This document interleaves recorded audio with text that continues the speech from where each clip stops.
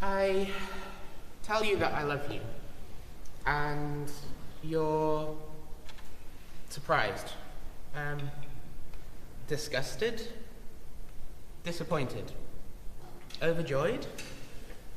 I kind of struggle with parsing emotional reactions, but in any case, you're something, and you say to me, what does that mean? So like when you say to me, I love you, what does that mean to you? And I say, it's hard to explain. It's kind of like, there are these two friends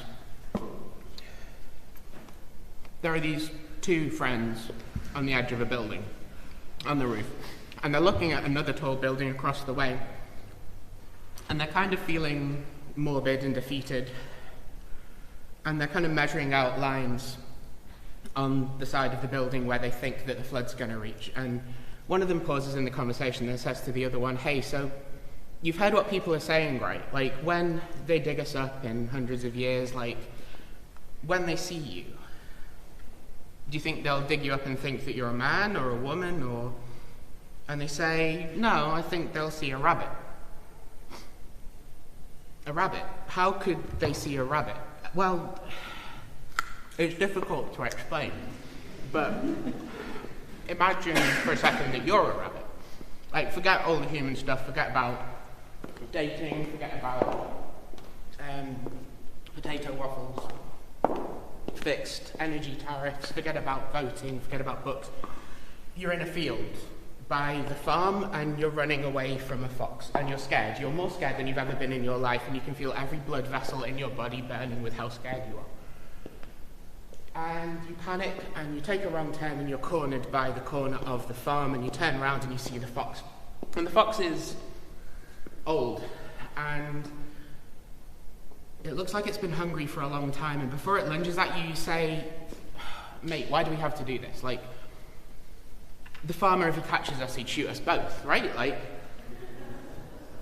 and I'm clever, and I know that you're clever because there's so many stories about how foxes are clever. So like, if we put our brains together, we could find some way to feed each other without you having to hunt me.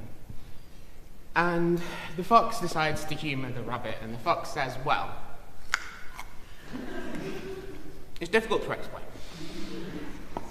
but it reminds me of one time I was going past one of those big glass dens that the humans have, and I saw a man in there.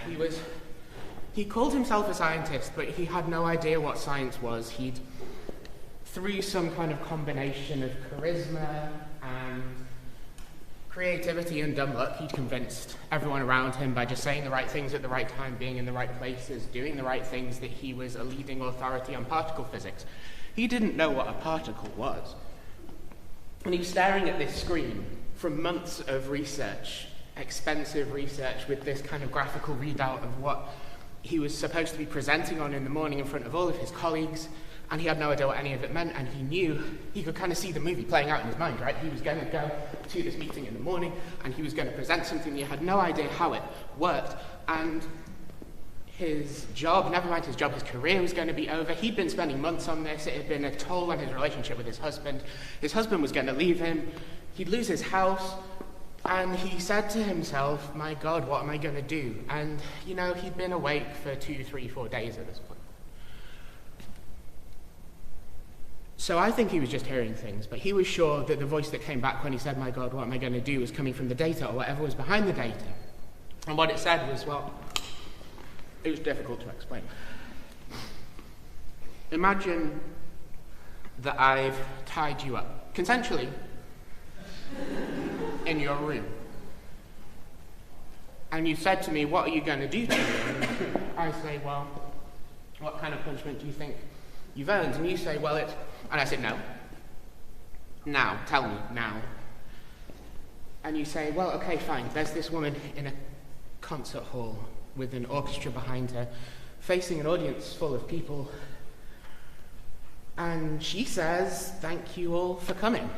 And thank you to Ben, the wonderful conductor, for all of his expertise and his guidance and his feedback on my piece. And thank you to every single member of the orchestra behind me for all of their hard work on what is actually quite a difficult piece to play in 3 days. And thank you to you all for giving it your best shot. you've all been wonderful.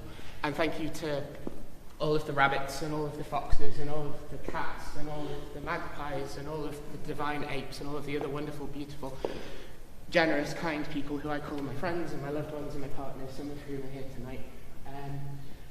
And then she says, so that's what it means to you. What does love mean? That's what it means to me. What does love mean to you? And then the audience say, well,